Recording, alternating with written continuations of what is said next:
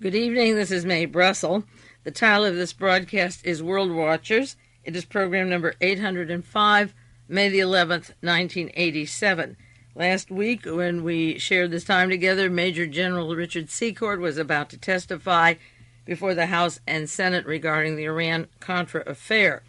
The testimony on Tuesday, Wednesday, and Thursday of this past week was very dramatic, and of course it was very important to me personally, as I stated with you on World Watchers, because I had fingered Stanford Technology as being the belly of the beast, the controlling arrangement for this huge, vast, referred to as the Odessa.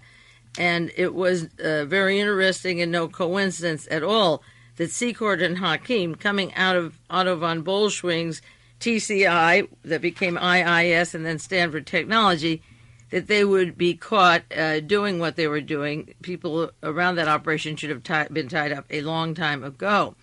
When The Realist came out in 1972, my article, Why Was Martha Mitchell Kidnapped?, I wrote within 3 weeks of the arrest at Watergate Hotel, it was published and available printed 3 to 4 weeks later, that two governments existed side by side and that an investigation of those people at the Watergate Hotel would reveal this secret operation that has been going on since World War II. Now, the San Jose Mercury had a long article this week concerning the testimony of General Secord, and it's titled, Secord is Attacked for Managing a Private CIA. Now, it's no coincidence that Reinhard Gehlen came from Germany to set up our CIA, that von Bolschwing became the protege and the operator for Gehlen when Gehlen went back to Germany. And, of course, in these hearings, there was a lot of material on the organization of Albert Hakim and Secord, and he tried to avoid it many times, and the publication of this material will be out probably next year or so, and then we can read it word by word. One of the things the newspapers covered and TV was the disclosure that Richard Secord's own firm, Stanford Technology, that's the one that he and Albert Hakim ran, and Edwin Wilson and Frank Turple were part of that, and Theodore Shankly and Thomas Kleins. The hearings revealed that Stanford Technology Group got $400,000 to $500,000 just for their private firm. That was the nucleus of recruiting these other people from what was called a shell company set up to handle the Iranian arms funds. The shell company was Willard Zucker in Switzerland, who was the gentleman who set up the flight capital and the arrangements for Bernie Kornfield and Robert Vesco that I talked about. But now this is all public record. A lot of it is public record, the ledgers, and how funds come from Swiss banks for what are called loans that are never paid back, no interest on them, and they set up shell companies to do the work that is not supposed to be done by the government and it is not visible from Congress or other officials, but a small clique inside of the National Security Council make the decisions and do have the capacity to run or overthrow any country that they want. Now, before I go on to the Iran hearings, it's not separate from it, and it's not obscure. I want to update an item in the news that has been of interest to me for this past year, all of 1986, starting in January 86, because many of you probably read that Advanced Genetic Sciences got permission to spray their genetically altered live bacteria on strawberries and food products in California. Now, a year ago, January 85, not more than just a little bit over a year, one member of the Board of Supervisors attended a meeting with a handful of people from the Green Party, the environmentalists in Carmel, and he learned that this company that was obscure, this AGS, was going to spray for the first time in the world this bacteria in Monterey County. And what ensued was a meeting with the Board of Supervisors, and I've talked about that at length through the entire year about AGS. And I thought it was weird at the time that when we went to the meeting, they had no letterhead with board of members, directors of it, no noticeable list of persons behind the project. They were questioned about who put the money up to put the live bacteria into our county. And the three people representing them at the hearings just had ordinary sheet of paper, some were on pink paper, some on green, describing what they were going to do with their product called Ice Minus. But, of course, it took a lot of research to find out the money came from Sweden and Belgium and from corporations like Roman Haas, and that the attorney who set it up was from the office of Sullivan and Cromwell, Alan Dulles' office, the IG Farben offices in America, and, of course, I'm not going to update all of AGS, except that 1 year later, they got their way. It's a huge corporation, and they slipped in unnoticed. But once they got their way, every newspaper in the country all of a sudden noticed that AGS was spraying just this past week. Now, William Colby was director of the CIA after the Vietnam War, but in Vietnam he worked on the Phoenix program. And on the Phoenix program there, it was a mass murder, just defoliating villages, killing people, admittedly 30 to 40 million and maybe many more. He worked with Robert McFarlane, Oliver North, General Richard Secord, Thomas Kleins, Theodore Shackley, and Thomas Polgar, who became CIA station chief in Saigon when Theodore Shackley left. And all of the characters involved in the Iran story worked, Iran-Contra story, that worked as that secret CIA government worked for William Colby over in Southeast Asia. And at the time I objected to the spraying, I knew that in our area, Monterey County, and many areas in California and Southwest, there are 100% Mexican farm workers. And I remembered a speech William Colby had given earlier at the Commonwealth Club in California and San Francisco, a group of very wealthy persons, mostly also members of the Bohemian Club. And I wrote to them for a transcript of what Colby said, but I found the quotation I wanted in the magazine Covert Action, January 1979. And this is what Colby said. He was talking also up at San Francisco, saying that the Russians weren't the biggest problem in the world. The Russians are a threat to our security. These are his words. We are very hopeful that the Mexican people will continue to work. Covert Action is saying we're hopeful the Mexican people will work and expose and neutralize the programs of the CIA and the likes of their station chiefs such as Thomas Polgar and Lawrence Sternfield. Now, this was written in 1979, and the same Polgar, Thomas Polgar, has been brought in by the House and Senate committee to screen out all CIA agents and protect the CIA during the Iran-Contra affair, that secret government that is described in the headlines as being a private CIA. And these committees are using Mr. Polgar to screen out the CIA members, and I believe a great deal in synchronicity. People who know me know that. And on the same page of Covert Action, January 79, they're referring to Thomas Polgar, being station chief now in Mexico, who worked with Theodore Shackley and Thomas Kleins in Saigon. And Covert Action is saying, we hope that you will beware of Polgar and Lawrence Sternfield, as well as the CIA and ITT officials who have been revealed who are harming your country and bribing it. And they used a quotation of Mr. Colby's about this great threat to America. He said the greatest threat to America, as I say, isn't the Soviet Union, but it is the third world. And he said there's 60 million Mexicans today. There's going to be 120 million of them by the end of the century. They're becoming increasingly displeased at the gap between our affluence and their poverty. We can reinforce the Border Patrol. They don't have enough bullets to stop them all. And, of course, I remembered a memo from the DEA, not the DEA, the Environmental Protection Agency, going back to this time period in 1978 or 79, maybe a little earlier, and trying to devise a method by which to give cancer to Mexicans. And, of course, since that time, they were working on AGS at Fort Detrick, and I wasn't aware of it at that time. But there was this intent to give cancer to Mexicans, and people from AGS said that the spraying the bacteria could affect people with immune system. Now, given that background and these Contra-gate private teams, these Iran-Contra affair people coming out of the National Security Council and working with CIA directors such as William Casey and Colby, I just want to cite how much coverage the spraying of Ice Minus gave to the world this week. It didn't get that kind when it slipped into town with no notice of who they were or what they were. But just this past week, and I'll cite the papers and the dates to show that it did indeed become a major story. And they knew all along the possibilities of people who made this, and that's why they crept into town without notifying the health officials, the people who lived near the spraying, and so forth. The Houston Post had an article April 25th, History is Made with the use of altered bacteria. And I'm not going into the details of these stories. I just want you to know that if history was made, why didn't they tell the people who live here? The front page of the New York Times, and it shows June Lindemann, who was one of the ladies who was there testifying and didn't identify, as they say, the board of directors.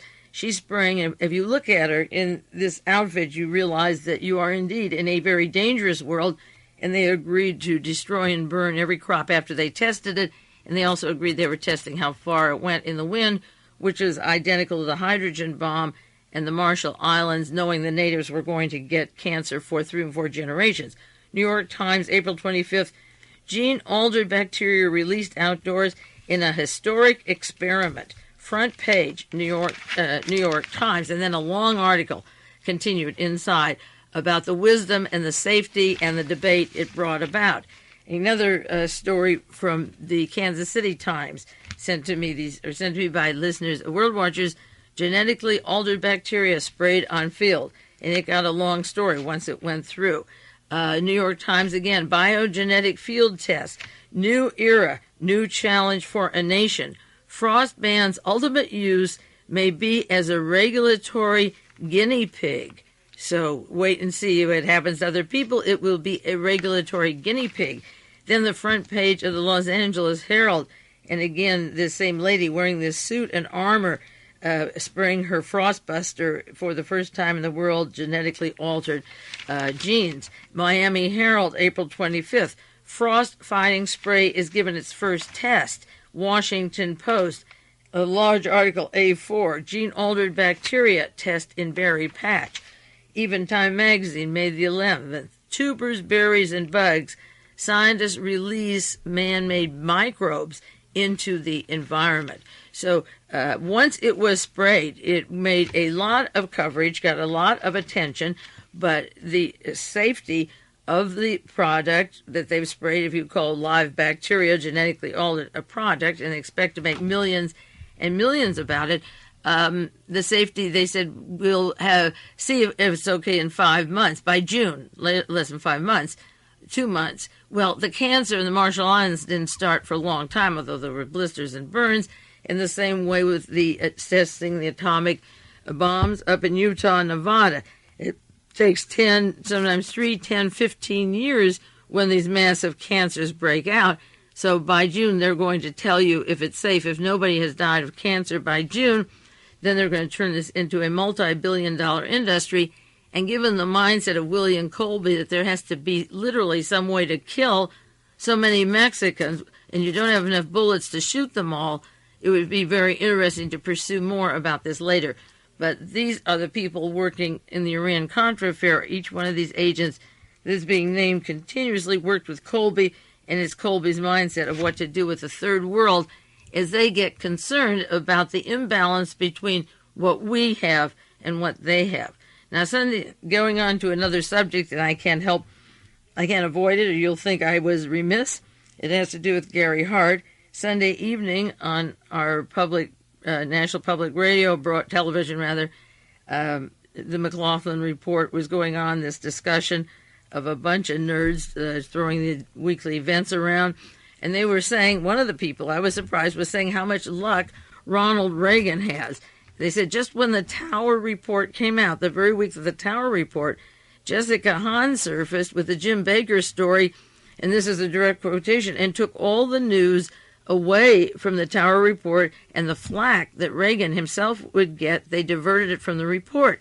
And then this person, it might be George Wills, who said, then this time, just when Major Secord testified this week before the Iran-Contra hearings, the Wilma Rice Gary Hart story broke and monopolized the news for 4 days. It had all of the talk shows continuously. Most people in this country wouldn't even know who General Secord is and won't remember anything he said, the controversial things that were said. And the news was literally saturated when probably the most important witness, he and Albert Hakim, the two of them, would be one half of the team was testifying. And this person said the Rice Hart story broke the news and monopolized it for 4 days. And the time that Secord was testifying about Iran, people in Washington were looking the other way and interested about Gary Hart. So for 4 days, Tuesday, Wednesday, Thursday, and Friday, and even the summary news on the weekends, all of this important testimony had been going on, and it was diverted by this time bomb of Gary Hart, who had known this woman for 2 months. The San Francisco Chronicle had a story, big letters, Hart kept the heat off the Republicans' troubles. The hearings are upstage. That was written by Larry Liebert. It was also mentioned on television. Now, the front page of the New York Times, May the 7th, had just 3 columns, one next to each other. The first one, wife joins Hart, pledging support. He concedes some mistakes were made, and he defends himself anew. Well, the mistake he made was bedding down with Donna Rice, a companion of Adnan Khashoggi, who had introduced Frank Sinatra to the contacts of Hart. Frank Sinatra was involved, Khashoggi was involved, and of course it brought Hart out of office very, very quickly. And more important than not having him run, because I don't really think the Republicans minded that much, and they knew he was a great womanizer, but they also knew the hearings would be coming up in the spring and early summer, and all of a sudden the story of this lady took all the news just like a groundswell of synchronicity of every station, and most of the stations like Capital Cities, ABC, CBS. Capital Cities is ABC is the late William Casey, and is literally controlled by the CIA. NBC by Henry Kissinger, and CBS, Kissinger advises them on the news too. There was a merger of NBC with General Electric, and of course all the announcers and talk shows went crazy, just diverting the whole subject of the whole past week to Gary Hart. Now, on the same page of the New York Times, on May the 7th, next to the Hart story, William Casey, ex-CIA head, is dead at age 74. And then it goes on to mention that about his brain tumor, and that he died less than 24 hours after the first witness in congressional hearings on the affair named him as having assisted in providing arms to Nicaraguan rebels. And of course, William Casey had been threatened with blackmail by the same Khashoggi, who was a friend of Donna Rice. He and Mr. Furmark had given money to William Casey for arms to Iran. They weren't paid back. Khashoggi was very much a part of William Casey forcing Edwin Meese to come out and break the whole story. So Khashoggi was a part of the Donna Rice Hart story. Khashoggi was part of the Hakeem, Paul Cutter, Hashemi connections to arms to Iran that got the president in so much trouble, and then those profits were sent down to Nicaragua. And then the third story on the same front page is Secord recounts being told Reagan knew of his work. And he's testifying, and so there's a column about him. And there was some coverage in the newspaper about Secord, but a great deal of it was about Casey and Hart, of course, this week. And Secord, General Secord and Admiral North, received arms from Israel working with Adnan Khashoggi, and he helped give money that, as I say, would be diverted to the Contras. So Secord was involved with Khashoggi, Casey was involved with Khashoggi, and Donna Rice was involved with Khashoggi. And what happened, the winner of all of this was Ronald Reagan, who could neutralize 4 days, at least for a while. A very important testimony. His CIA director is neutralized forever. As the parish priest said when he buried him, he can now go to the great CIA up there in the sky. You heard the reprimand they got over the corpse. Now, the thing about Hart, he always wanted to be like John Kennedy, and he thought he could womanize like John Kennedy, but of course, you know, the times change. But there are similarities to the Kennedy case, not his style or his mind, but the way one got trapped and the other got blown away with a bullet. First of all, there are many articles on the mysterious funder for Gary Hart. Have you seen those stories about the lawyer who attached himself to him? There was a front page, New York Times, May the 6th. Hart associate, a top lawyer, well-connected. Did you see? The Wall Street Journal had a story. Lawyer Broadhurst is unlikely cohort in Hart's travels. Why is he unlikely? He was a companion to Gary Hart for a short time. He gave a lot of money to him. He accompanied him with another woman, not his wife. We haven't heard from his wife about this. He probably might do this frequently for setting politicians up. And it was his yacht they were on, and he's been identified with a lot of big business with companies that do heavy pollution. He's anti-environmentalist in the term that Gary Hart represented himself, and this attorney represents the state of Louisiana. And it's interesting, there's some very nice citizens living there, such as Gordon Novell in New Orleans and Carlos Marcello. And Lake Pontchartrain was a training place for the Bay of Pigs. It was a connection point when Lee Harvey Oswald was sent there, and Clay Shaw, both of those dead now, but they have many living friends in Louisiana, probably the two most active anti-Castro Cubans, the Somozans, the anti-Nicaraguans are in Louisiana and in Miami. So out of these two places, one comes the attorney and one comes the chick, and the attorney travels around and has the yacht, and as I say, represents the state of Louisiana, and you know a good hunk of that is organized crime and far-right extremists that would like to neutralize the Central American countries, just as William Colby would like to do, and keep them for the playground of the Americas. Now, this woman that he was with had about as much distinction as the Judith Exner that John Kennedy went with. She had the same qualifications of companions, such as Mr. Khashoggi. She was a so-called model at an agency. She also worked for a pharmaceutical firm. I wonder if it's related to I.G. Farben or Elmer Bops Warner Lambert. She was a freelance, working for a pharmaceutical firm, and I think of the time of the Watergate hearings with poor President would-be Edmund Muskie getting LSD in his drink, and incidentally it was Gary Hart working with McGovern that said Muskie deserved or should get the press treatment he got at the time. So what goes around comes around. There was a long article in the San Francisco Chronicle, maybe went over the wire services, Cox News Service. Poster reveals a little more of Donna, and she is photographed half with one breast coming out and one not. And she told the photographer she was concerned about the picture because she was seeing someone politically important, and the man who had the picture told the people at the Miami Sun, about the King Studios where he had the picture. Rice made the statement to King on April the 2nd, and shortly afterwards that two people took an overnight trip to the Bahama Islands of Bimini. She made the statement, and they were aboard a yacht, a chartered yacht. And so she was talking about these things to her photographer friend in Miami. And as a matter of fact, Frank Sturgis and Mr. Martinez at the time of Watergate talked about using certain photography or photographic store as a front for their CIA-activities, covert action, which was for the policy of overthrowing any candidate except Richard Nixon to be sure that he would be elected. Now, the photographer said Rice knew the shot would be used for a poster. She didn't realize it would be for sale. And Rice initially expressed a concern that the poster would affect her standing in the modeling community, but I suppose not in her pharmaceutical company. And then she remarked, again, like she was seeing some important political person and was concerned that it would create a problem or problems for that person. And the photographer said he wasn't politically oriented. I never heard of Gary Hart until Monday, and so forth. But this man had her pictures, and she goes in and says, oh, the one with my tit hanging out, I'm afraid about that one.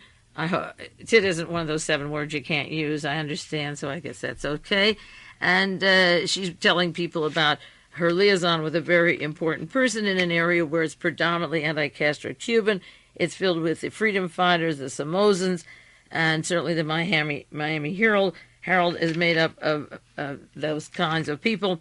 So she was talking around about her photograph and the person that she was seeing. She's as if saying, get the picture out of the stock barrel if you don't have it on top of it now, because I'm seeing an important person. The San Jose Mercury also had a story about joining Adnan Khashoggi and dating Prince Albert of Monaco, and she was a beauty queen in South Carolina, University of South Carolina, attended the Super Bowl out in Pasadena and met Hart in Colorado, and then restarted that friendship, said, don't you remember me later? Well, let's go on a yacht. That's about the way it happened. She said for a short time after college, she pursued her modeling career. She was a Phi Beta Kappa. She described a Fort Lauderdale newspaper that she committed sins. She attended a Billy Graham crusade in 1985, and she said the lures of the world were pulling me away. I was drifting away from living for Jesus Christ. I've been wanting to do this for a long time. I'm coming back to Jesus. So like Mark David Chapman, who heard rock music and allegedly liked the Beatles, and then here's Jesus Christ at a Laotian camp at Fort Chaffee, Arkansas, where these same people, Theodore Shackley and Thomas Kleins, and the persons from the Middle East had associations at Fort Chaffee. He all of a sudden saw Christ and then takes his momentous trip around the world and does a lot of losing his traces or accumulating more traces, and then shoots John Lennon one evening. Well, in 1985, she's going to Christ. She is going back to the church, but in 1986, she's glad to knock out a candidate, a presidential candidate. But the timing was the important thing. It was a time bomb waiting to happen, not necessarily to Hart alone, but to wipe out the news at a specific time. Now, we've seen two of these involved in covert actions that were helping President Reagan divert the discussion and analysis of him and his National Security Council and his agents. We'll see what else comes up and what more occurs similar to this. A friend of hers said, I gave her name and the incidents to the newspaper because I don't want any more candidates lying and deceiving the people. She also is a great actress, and the persons in the Miami Herald said she's beautiful, adorable, and all-American. She's a good actress. So was Ronald Reagan, an actor. So was Evita Peron, an actress. So was Pope Carol Wojtyla, who became John Paul II. This lady, Donna Rice, had a quotation in the New York Times, May the 6th. She said, when asked if she wondered what Mr. Hart's wife, Lee, would think of her husband taking a cruise with an attractive woman 20 years older, she said, I feel it was none of my business. He's a grown man, and he knows what he is doing. Now, Gary Hart was on the Intelligence Committee when he was in Congress. He was with Frank Church. He heard these stories of covert actions. Didn't it matter to him, or didn't he investigate when this mysterious attorney comes up with hundreds of thousands of dollars and takes him to these wonderful places and fills in the void of money he needs? Doesn't it occur to him to ask the background on that man who's putting in the money or the woman that he's going to go to bed with? Of course it didn't occur to him. People study things academically, but they really are not intelligent when it comes to screening these things out. So he fell for the bait. He's responsible for his own fall. If I let people into my home or go out with people that are questionable or could hurt my research or could stop what I'm doing, it's my obligation to be very, very cautious of. I can't stop someone coming in the door if they're not supposed to, but I don't have to invite them in. And many of you know I am very cautious. I know questions to ask. I ask them on the telephone. I meet a person outside the home, and it doesn't take me more than 30 minutes to figure out this isn't the kind of person I want to mingle with or know any further. Of course, the Soviet Union had an article that this activity on Hart, not his activity, but the way the media carried in carrying the morals of American political life to such an extent in the way they did it was really to weaken the Democrats. But I think the Soviet Union was wrong in this case. I think the people on McLaughlin report and in the printed news media and the newspapers were right, that it diverted from Ronald Reagan's problems this week, and her story would have kept another 2 months if it had been something else important. But that was a perfect time with the kicking off of the hearings to stop talking about the hearings the first 4 days, because they were historic, they were monumental, and they were very, very important. Read the articles about Hart's attorney. I'm not going to share all of it with you, Mr. Broadhurst, and the retreat he took him to Smith Bagley's, that's the Reynolds Tobacco Home on Simon Islands. And read, that's New York Times, May the 6th. As I say, read the background of this man and the mysteries that even the writers of the newspapers find about him traveling with Hart. And it's a very interesting subject that is not going to end with Gary Hart, because I'm sure that there are a bevy of politicians bedding down who are going to be exposed later. And I'll bet my last bottom dollar they're all going to be Democrats, and Democrats in a way deserve it, because they let Tony Lasowitz of Watergate fame describe setting up houses with one-way mirrors and cameras and having women, seduce men to blackmail, and they were planning yachts in Florida to blackmail politicians. With that, the Democrats weren't outraged and didn't ask for new laws stopping this, so you get what you deserve, and what goes around comes around. And Richard Nixon and Ronald Reagan will get away, and they both got away with all these other things that were so horrendous, but are historically documented as being part of their operations and never being reprimanded for it.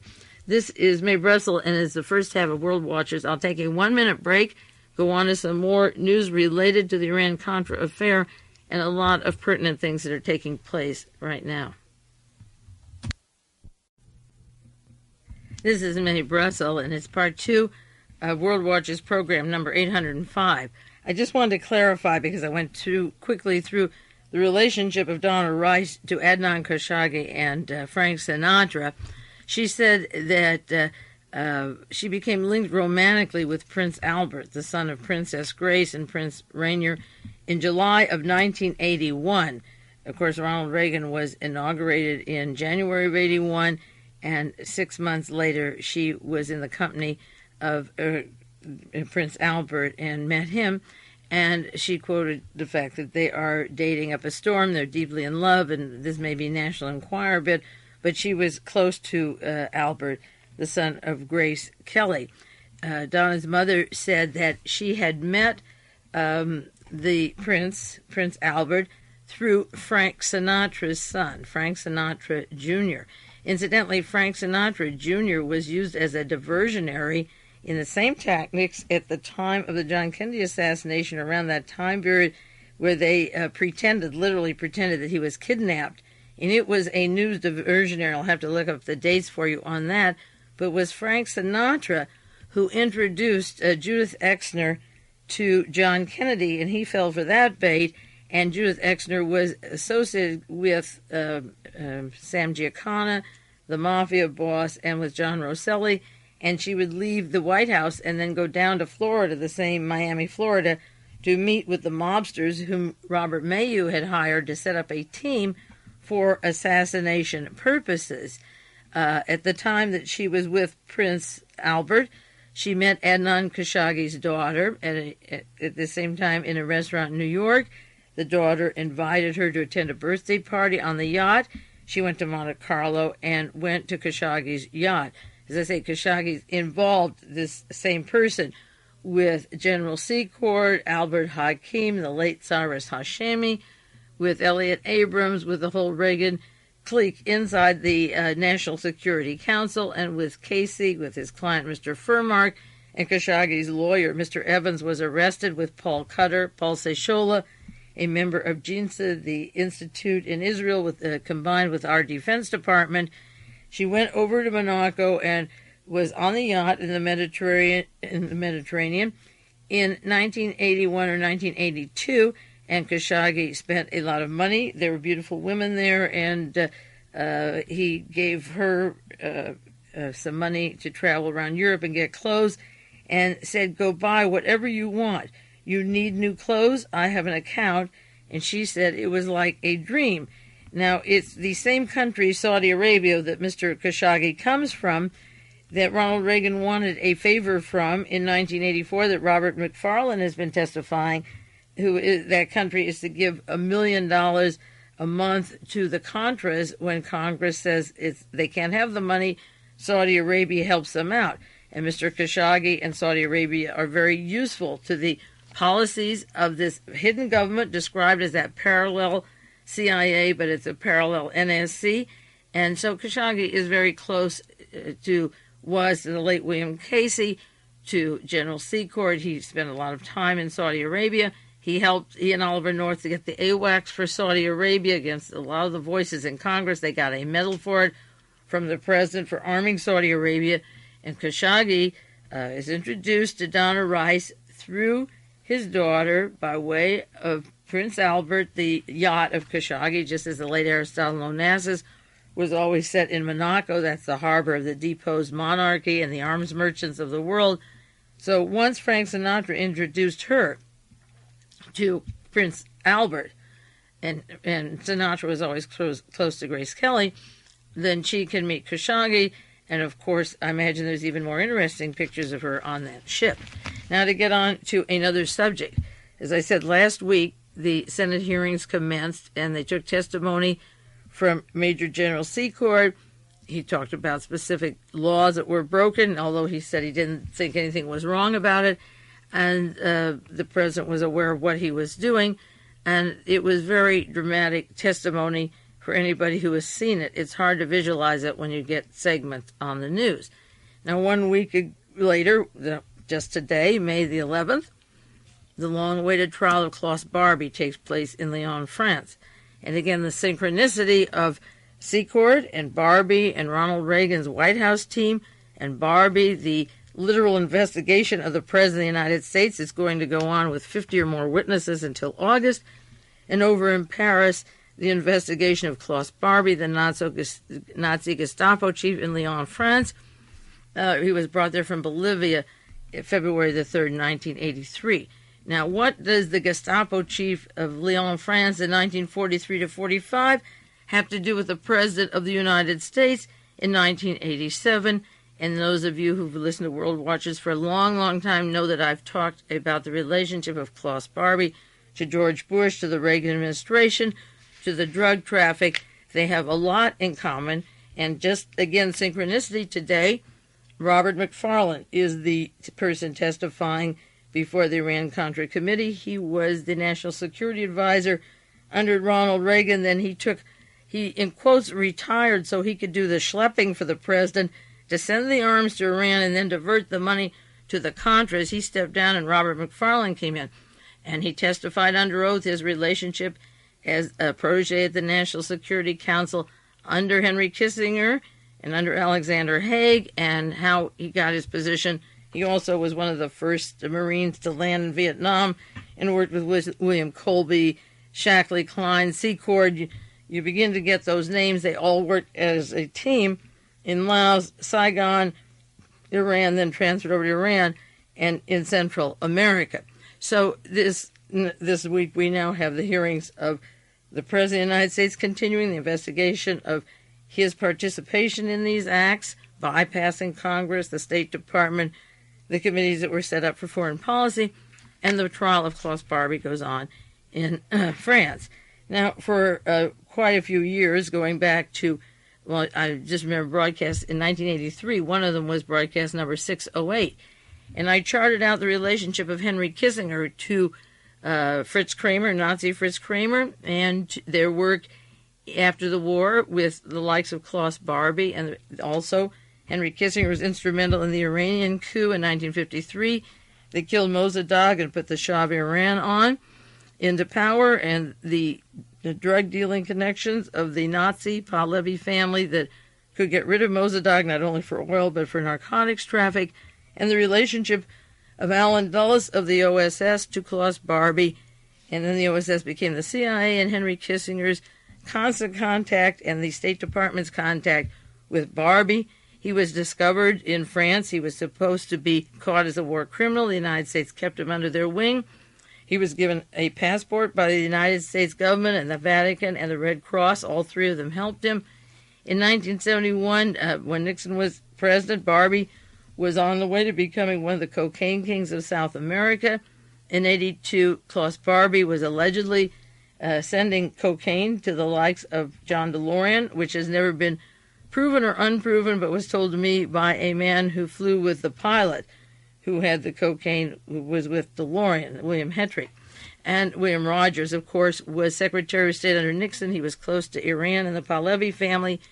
And Nixon and Kissinger and Barbie and the Iranian connections, the drug connections, and the cast of characters of the political people are all very much involved in that not-so-secret government. If you want to study it, there's a lot of books out.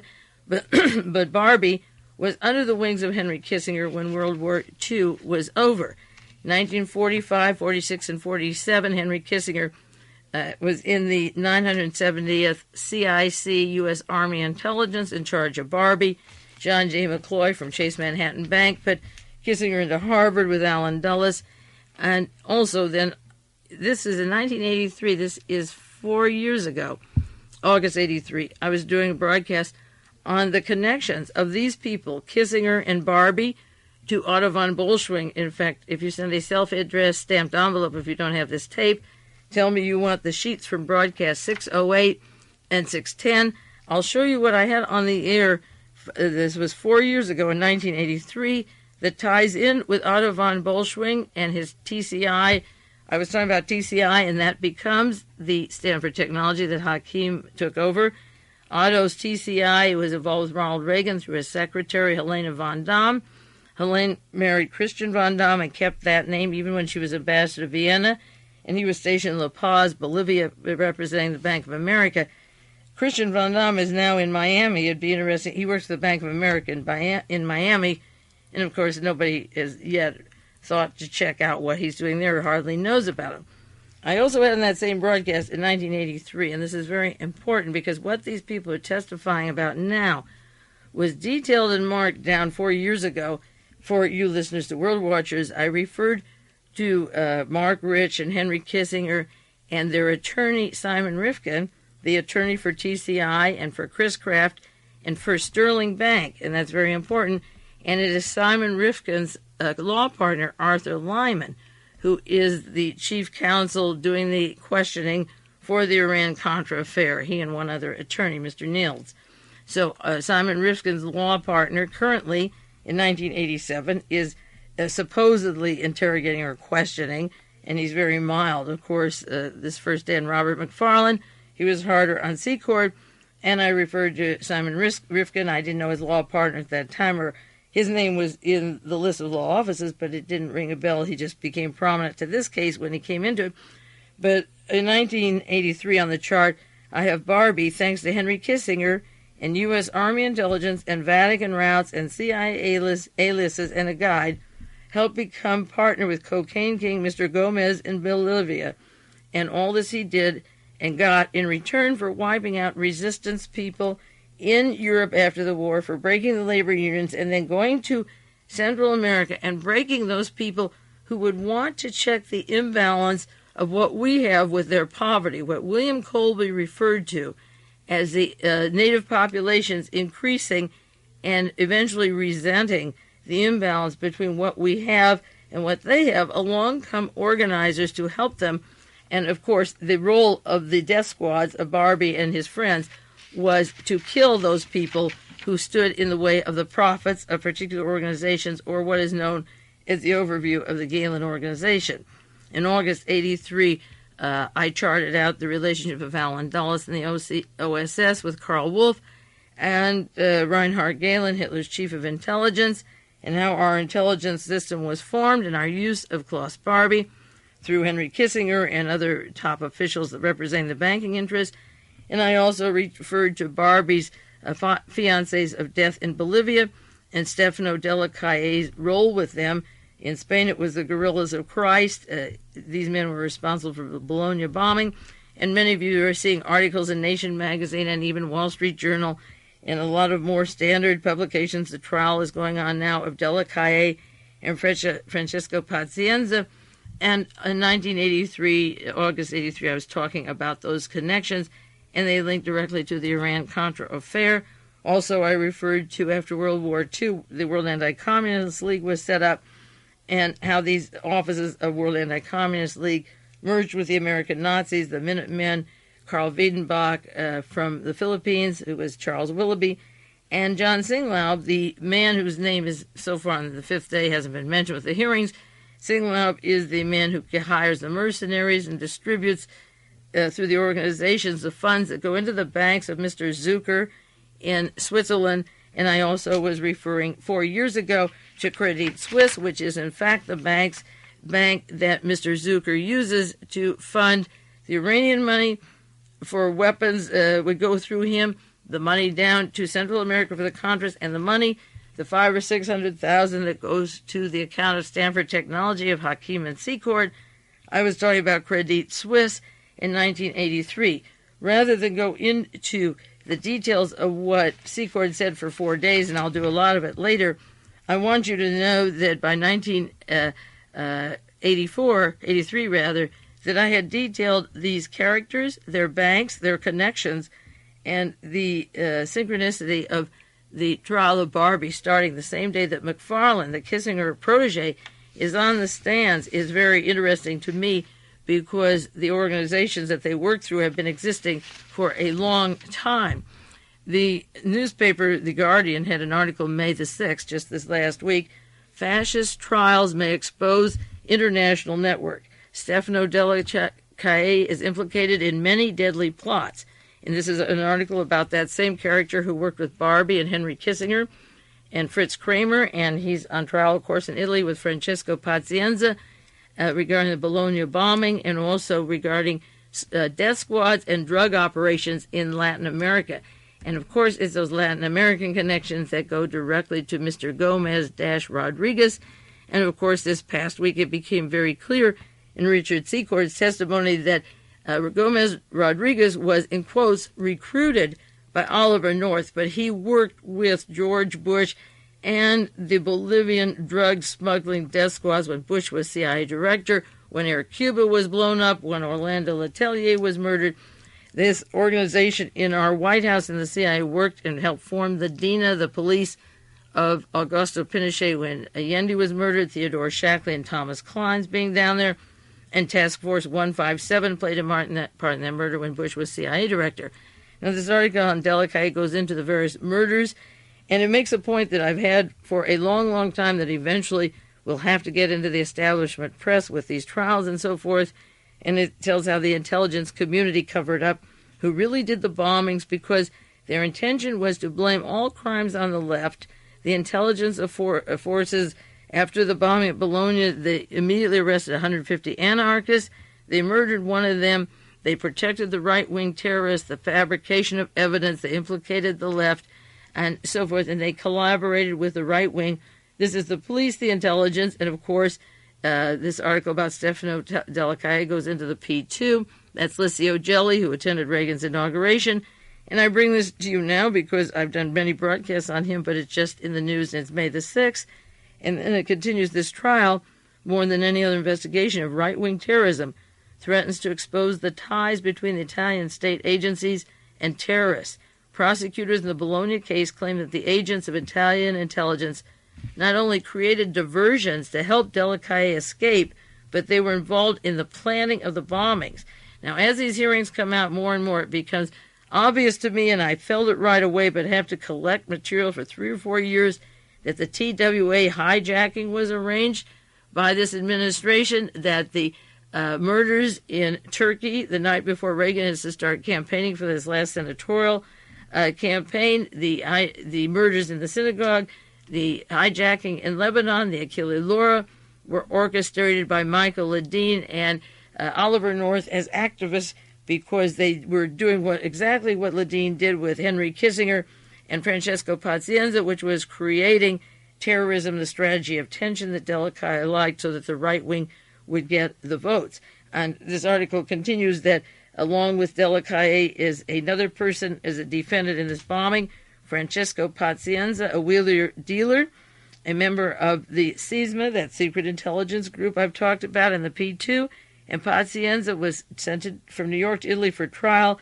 He's also a major player in the Vatican banking scandal and was once an associate of the Reagan administration's anti-terrorist propaganda Michael Ledeen. Ledeen, the man who set up Robert McFarlane and the Saudi Arabian connections, Mr. Khashoggi, and the Israeli connections, Ledeen was the kingpin in the Italian intelligence in setting up the right-wing murders to make them look like left-wing. And these trials are taking place in Europe just as our hearings are going on here. But the connections of Barbie to these violences and Barbie to Ledeen is lost in a lot of the news. This article says the trial of Stefano Delle Chiaie is likely to reveal a lot about the international fascist groups in Latin America. And when you get to the fascist groups in Latin America, you're just a little way from Central America and the White House. It says Delle Chiaie settled in Latin America in 1975 after the death of Francisco Franco, first in Argentina, where he set up the 3A, then in Bolivia. He helped fuse the escaped German Nazis that came there into a new generation of fascists, and he brought some from Italy, Greece, and Rhodesia. He trained them there. traveling to Chile after the overthrow of Allende, thanks to Theodore Shackley and Thomas Klein's home from Colby's Phoenix program in Southeast Asia, thanks to Salvador Allende's murder, Delle Chiaie formed the Pinochet death squads and went into an international assassination squad specializing in the murder of left-wing exiles around the world. Delle Chiaie's organization became the prototype for death squads all over U.S. client states. Delle Chiaie's most important role in Latin America was his role in 1980 in the military cocaine coup in Bolivia, and for the next 2 years, Klaus Barbie and Delle Chiaie and a motley collection of old and new fascists called the Fiancés of Death terrorized Bolivia. Bolivia's military, government, and cocaine kings centralized their drug industry. Bolivia and Delle Chiaie developed contacts with the CIA and other operatives there. Delle Chiaie went to Venezuela in 1984 after the overthrow of Bolivia, and rumors linked him to, of course, to Pacienza, who was in the United States, and then Delle Chiaie was arrested. And one time he was in Miami, and I've had this on broadcast before. It says journalists found out that he passed through Miami airport September 82 in the company of Abdullah Katli, a leader of the Turkish fascist Grey Wolves, one of the central figures of the Bulgarian connection. U.S. mainstream coverage, this article goes on to say, is very silent about the expose of the P2, the Bologna trial. The suppression is to protect NATO. NATO commander was Alexander Haig, who wants to be president, protege of Fritz Kramer, and so forth. So Michael Ledeen comes into this, and Barbie's connections and Licio Gelli to this administration and to the last convention down in Dallas, where, the deposed persons from Bolivia, Mr. Mesa, and so forth, were Richard Allen. And the stories in other newspapers now going simultaneously with these hearings will tell you as much about the people on the stand as you need to know for a while. I wish more would come out, but there's a lot to read. The New York Times had a story this week, Attitudes Change on Opening UN War Crimes, and maybe you should start writing to various people in various countries.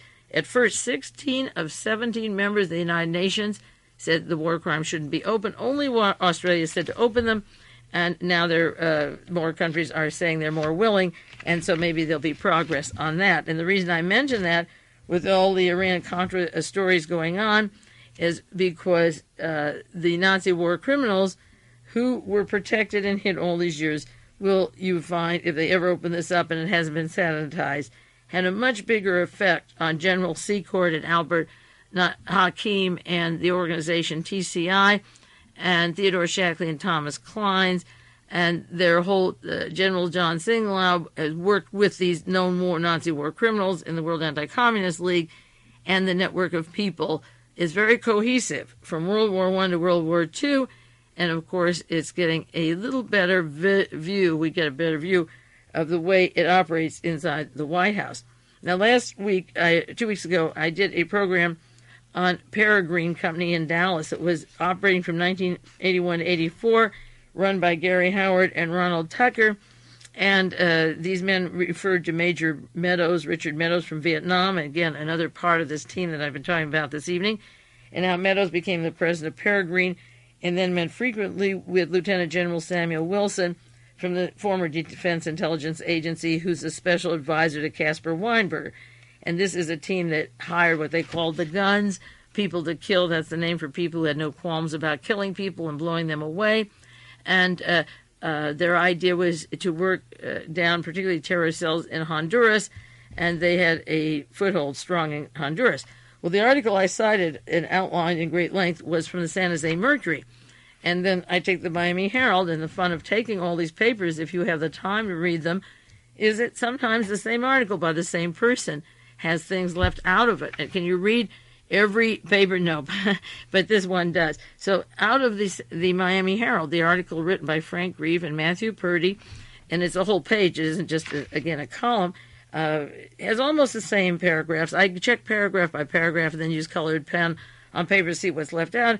And what I found out was that this operation that was working from 1981 to 84 was talking about a proposal, a Peruvian proposal, and somebody wrote the sky's the limit. Then it said other documents confirmed, and they would elaborate on Peregrine's relationship with this General Wilson, who worked in the Defense Department, worked with Caspar Weinberger, and with retired Major General John Singlaub, Meadows' former commander in Vietnam and an active conservative fundraiser and provisioner for Nicaragua's U.S.-backed Contra rebels. Now, when Contra-Iran affair came down, I did several broadcasts at length on the overview of this entire operation, what to look for, and I spent a great deal of trouble showing the tentacles of John Singlaub to the Knights of Malta, to the World Anti-Communist League, to Moon's Causa, being on the board of Western Goals, and how he could tap all these already set up organizations to run their own private government, which is what they do, their own State Department government, and so forth. So it was interesting that the Miami Herald had the name Singlaub out, the connecting pin, because I knew these people were part of this not only illegal Contra operation, but the assassination team and death squads from all over the world who hire what they call the guns, who have no qualms about blowing people away. And then all of a sudden, in the one article I found Singlaub's name. I didn't need it, but I knew it was there. There was another interesting article, long one, in the Washington Post, April 21st, last week. Contra banking network predates the fall of Somoza. Now, the hearings today, Robert McFarlane is telling about Saudi Arabia coming in and putting money down $1 million a month for a time period until our Congress stops sending money. Congress approves of money going to the freedom fighters that Reagan calls it. On this article, I'm not going to do a great deal on it. I'm due more next week. But the bank in Miami, they use the BAC. The point of deposits was one used by Somoza when he was alive and by Saudi Arabia.